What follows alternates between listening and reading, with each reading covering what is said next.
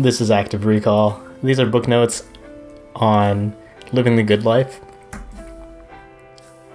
So it's A Guide to the Good Life, The Ancient Art of Stoic Joy by William B. Irvine. It's about Stoicism, and it's a modern applications of Stoicism, Stoic philosophy. I picked it up after listening to David Heinemeier Hansen on the Tim Ferriss podcast. He talks about Stoicism among other things, and he recommended this book. It is, again, by William B. Irvine, and this is a description from his website. So, besides this shift in the focus of my research, there has been a shift in the target audience. I'm not interested, as most of my philosophical colleagues are, in writing primarily for other philosophers. And he says his intended audience is people who want to who are looking for practical applications of philosophy. These are some of the takeaways that I had for the book. So, number 1, have a philosophy. Number 2, express gratitude. And then number 3, try some fear setting. And I'll go into these later. I'll just start with some excerpts. So here he says, furthermore, in almost all cases, a person is better off to adapt a less than ideal philosophy of life than to live with no philosophy at all. I realize now that I'll stop reading this. So some of these excerpts I picked were pretty long, so I'll just read parts of it. What I did like about this book is that, just like what this says, is that you should follow some kind of philosophy. If you're not, then you haven't defined it, but you do have some beliefs and things that are pulling you in different directions in your life, and it's probably like a mix of different things, and it can be useful to start thinking about that, and you don't have to adopt some philosophy in your life 100%, but to be a little more deliberate about it and to know yourself and what works for you. That can be really useful. I think for myself, Stoicism seems to align with a lot of the things I value. The things about just like being grateful for what you have, and getting kind of away from constantly chasing that carrot, the hedonic treadmill, things like that, which, I mean, I'm not immune to it. It's hard to be, but to at least be aware when it's happening, and doing my best to avoid it when I can. This next excerpt is about pursuing pleasure. So this is something that Seneca says, here we go. Indeed, pursuing pleasure, Seneca warns, is like pursuing a wild beast. On being captured, it can turn on us and tear us to pieces. And that's the end of this. So yeah, it can be, I have been thinking about this, like pursuing pleasure is all the time, can lead to bad things. And it also is like what gives you pleasure, and if that means like never challenging yourself, looking for like this life that is devoid of challenges or devoid of hard things, then that might not be great. An example that, actually going back to DHH on Tim Ferriss's podcast, they talk about where someone pictures this retirement on a beach somewhere, and I'll have a pina colada, and then I'll do that the next day and the next day and the next day, and there's no challenge in that, and it quickly becomes boring. Not that I don't know that from experience, but you can imagine, maybe for a week it's nice, even 2 weeks, but after a month, if it's just that same thing, the pleasure goes away. That's kind of another problem, is that, one, the pleasure goes away if you just adapt to it. And then the other thing is that you can get tied to those things if you find pleasure in, if you think that certain like material things will give you pleasure, and you continue to seek those, then you attain them. That can be bad too, because then you're kind of weighed down by that, where you have things that you can lose that will take that pleasure away from you, take that well-being away from you. This is the next one, so this one's shorter. I'll read this whole thing. Stoic tranquility was a psychological state marked by the absence of negative emotions, such as grief, anger, and anxiety, and the presence of positive emotions, such as joy.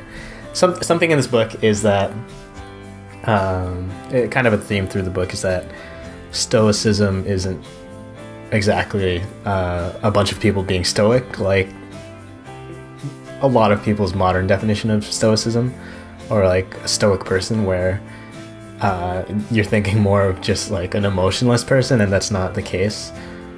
The book does talk about all of these, that the actual like Stoic philosophers from thousands of years ago, they weren't these emotionless people. They were very much happy people, and they tried to minimize negative emotions, what they defined as negative emotions. And I think that's a good thing. If you catch yourself in a negative state, then you know that you can have some control over it to turn that around, turn that frown upside down. This next one is, I'll read this. So, we humans are unhappy in large part because we are insatiable. After working hard to get what we want, we routinely lose interest in the object of our desire. Again, this goes to seeking pleasure, and there's this, I guess, like expectation reality thing. And I drew this chart. It's not the best, but over time, you set these different achievements, and yeah, this is another thing. Like, it's not just don't have material, don't vilify material things and think that's the only thing that Stoicism is against. It's also against like chasing achievements and chasing them in a way that you think that new job, that promotion, whatever it is going to give you endless bliss. That is rarely the case. In any way, it's similar to getting some new toy. Is you'll get used to that new state, and then there's always going to be something else, something better, and that is the insatiable part of this. So, the book has a lot of, it goes into that further, and it goes into how you can avoid like this boredom that comes on. Yeah, this next thing. Around the world and throughout the millennia, those who have thought carefully about the workings of desire have recognized this, that the easiest way for us to gain happiness is to learn how to want the things we already have. That's pretty deep. I think that takes practice. It definitely seems like a worthwhile thing to strive for, is to look at what you have and appreciate it and be happy with what you have and not chase all these new things. So that there's a balance where, like, if you don't have challenges, then that means you're not growing. But if you're always looking for new things, then again, getting back to the idea that you'll always want more. So this does take practice, and I have found gratitudes to be really useful, really helpful. Not useful, not everything is like this utility and all that, but doing gratitudes every day, I think, is a great first step. Just writing down things you're grateful for. Let's say 3 things. And that helps you practice this. This is a skill. You can look at it as a skill that you practice being happy for what you already have, and you can do that through gratitudes. And it really is this thing where you practice it, you get in that regular habit, and then you start just noticing things throughout the day to be grateful for. Really great, really good for your keeping a positive mindset. And then this last one, What Stoics discover, though, is that willpower is like muscle power. The more they exercise their muscles, the stronger they get. And the more they exercise their will, the stronger it gets. Willpower is definitely, I was about to say powerful thing, but it's a really useful thing. It is going to be helpful, especially if you're like just starting out in self-development. You don't have all your systems set up for efficiency, and at a certain point you don't know how to do that. That takes time, and whenever you're trying to just kickstart something new, you're going to need willpower. It's the willpower that will get you to do something in the first place, and then from there you can start optimizing it. As far as the brain as a muscle, this channel is called Active Recall, and that comes from this study technique where you take your notes, put them away for a few days, and then when you're studying, it's really trying to not just reread stuff, but to repeat the information back in your own words so that you're processing it and you're actually thinking about it and you are exercising your brain. And it is like pull-ups for your brain, trying these different like focus sessions. So Stoicism has a lot of that, where you are looking at how you go about the day and your thoughts and whether you're in control of things or not. So just reviewing the book, A Guide to the Good Life. One, have a philosophy. Doesn't have to be Stoicism, but that's a start. That's one you can learn about, and then just compare it to others. Pull the things that work for you out.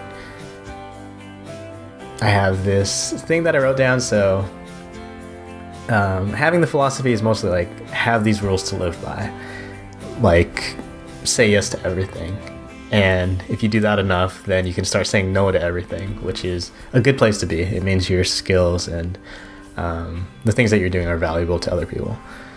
Number 2, express gratitude. I talked about this. I have a 5-minute journal. I recommend it, but you don't need that. You could just have a notebook, have a sheet of paper or an index card and just write it down, or just think about it in the morning. And then number 3, try some fear setting. So this goes to material things and trying to separate yourself from that. Not just that, but also the other things in your life and the value that you place on it. So just think about like, what if it was gone? I would recommend listening to Debbie Millman. No, actually it's Tim Ferriss's appearance on Debbie Millman's podcast, and they talk about the fear setting exercise and how he uses it. So that's a really good thing, is just to think about like what you have in your life, what you cherish, and then what if it was gone? And you'll probably find that you just might be okay. Anyway, that's the episode. Thanks for checking this out. Check out that book. I'll try to page back as quickly as possible. Here we go. A Guide to the Good Life. And hit thumbs up if you like this, and I'll be making more book notes. So thanks for checking this out.